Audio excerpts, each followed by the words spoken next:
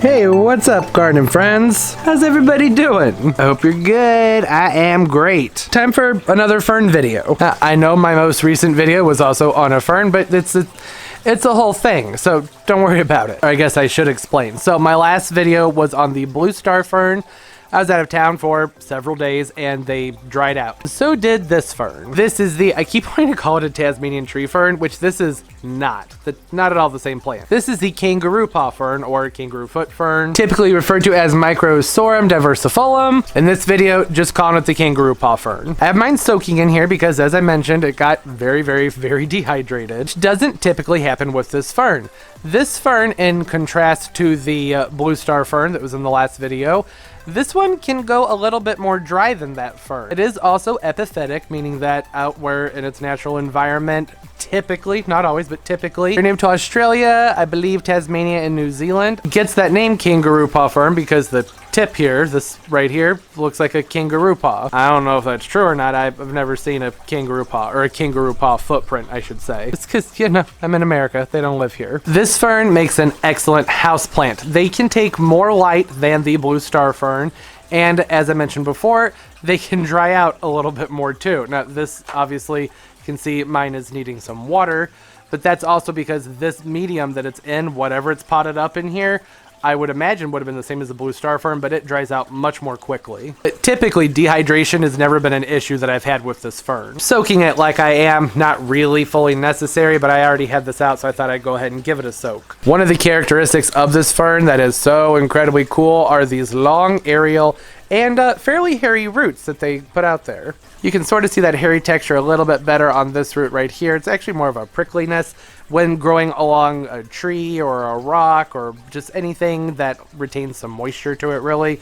These will adhere to that and continue to spread. It can spread up to 3 feet, even more depending on its conditions, and they only get about a foot high. Really, I think just a little bit over a foot high is typical. For whatever reason, I don't know, the foliage to me reminds me more of like seaweed or something like that.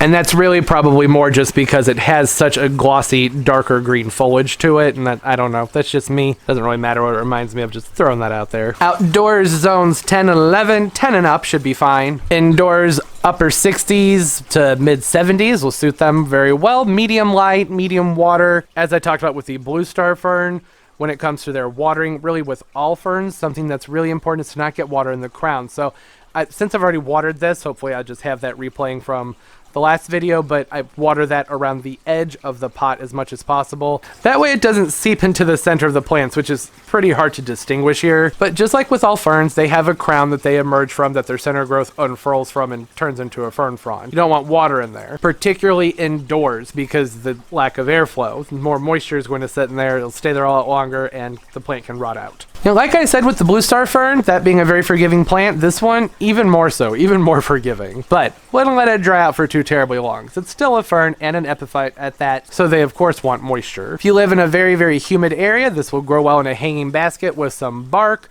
You can put it along a tree with palm trees. Be careful, they don't really like water on their trunks on a regular occasion. I mean, a lot of trees don't actually. And they will naturalize very well. At a really nice exotic tropical touch just about anywhere you put them. Now, mine being pretty thirsty right now, not a glowing specimen, but it's done pretty well for me and I haven't had to do much with it. I do always make sure to give them monthly fertilizing. I use an all-purpose fertilizer and I usually dilute that to about a half strength. Ferns have delicate roots, they burn very, very easily. Even though this is an epiphytic fern, like I mentioned, growing up in the trees, rocky outslopes, this one also will grow fairly well in the ground as long as the soil drains well and it doesn't sit in soggy soil for a long time. So if you live someplace that rains a lot, maybe in a raised bed might be better for it. But what they'll do is they'll spread along the ground as a ground cover and you just kind of have a nice planting of these fun dark green glossy, as they say, kangaroo paw like leaves. I really just think they look like really broad fern fronds personally. It looks really cool when people do that. Because of the vigor with these aerial roots, I found this fern grows very, very quickly.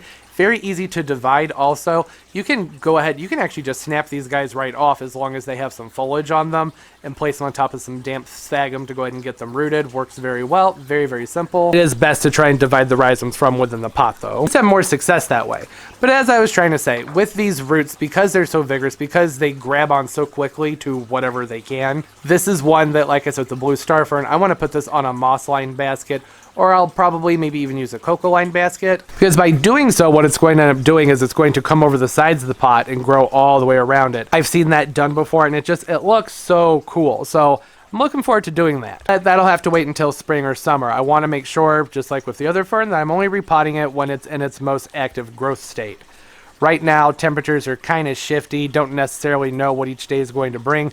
Today, it got up into the 90s in here, which is too hot. I dropped the temperature down into the lower 80s, but that's not typical. That's because it got to like 65 outdoors. That's not normal for January. Normally, it would be in the mid 70s in here, which is fine for this. They'll keep growing in that, but I want it to be really, really grown and doing its thing so it latches on quickly and you don't have to worry about rot from there being water sitting around the plant that's not being taken up by those roots and used. Also don't want any type of anaerobic action going on around the roots. No water sitting there for too long, which is why you don't really soak ferns. It's not really normal to soak a fern because those pockets that are in there, the water sits in there for a long time, you lose oxygen and rot and just all kinds of bad things can happen. Like I said, this is just sort of like what I got to do because I was gone for several days and they didn't respond to it very well. I mean, they did okay. It's just a little bit thirsty, no big deal. Like I said, very forgiving. It'll bounce back no problem. It already is. It's only been soaking for about 15 minutes and it's already starting to perk back up. I personally don't have any way of doing this, but I think it would be really cool when repotting these, if you're keeping them inside, to have them on a plant stand in a tall pot and then to line the side of that pot with like a coconut liner or moss and let it grow all the way down the sides of that. Oh, it looks so cool. Just be like a pillar of fern. It'd be so pretty. Very exotic looking. Ferns are excellent just because they add such a nice, interesting touch to the interior. There's something kind of peaceful about them, even since these aren't a traditional looking fern. Still, there's just something about them that is relaxing. The deep green foliage, the clean air aspect, which is true of most ferns. I haven't looked it up with this one, but generally true of most ferns. There's just something fun, lush, and lovely about them. As far as sun's concerned, I think I already mentioned part to full shade. However, in the summertime, this one did get full sun accidentally. It got blown out of the tree during a bad storm and I was gone for a while after that. And it sat out in the full sun for a few days. It scorched a little bit. There's still some damage on the foliage from that, but shockingly, considering it ended up laying on pavement, it did okay with it.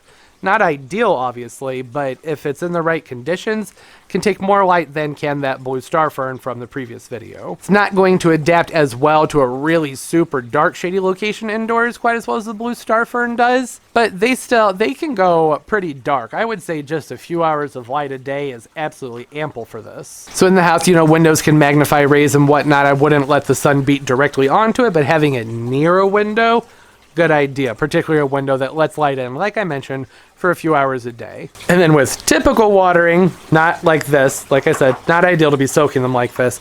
With typical watering, I like to make sure that they're watered when roughly the top probably inch or so of the soil feels like it's starting to dry out, but it hasn't fully dried out. However, this fern, probably not going to throw a huge fit if it dries out all the way, as long as it's not for too terribly long. Go ahead and get it watered though. That's when you end up having to soak it like this. Don't let it get thirsty for too terribly long. But longer than most ferns. That's what's so nice about it. There's an adaptability with this fern that I really like, I really appreciate, because where I live, I keep my plants outdoors spring, summer, and early fall.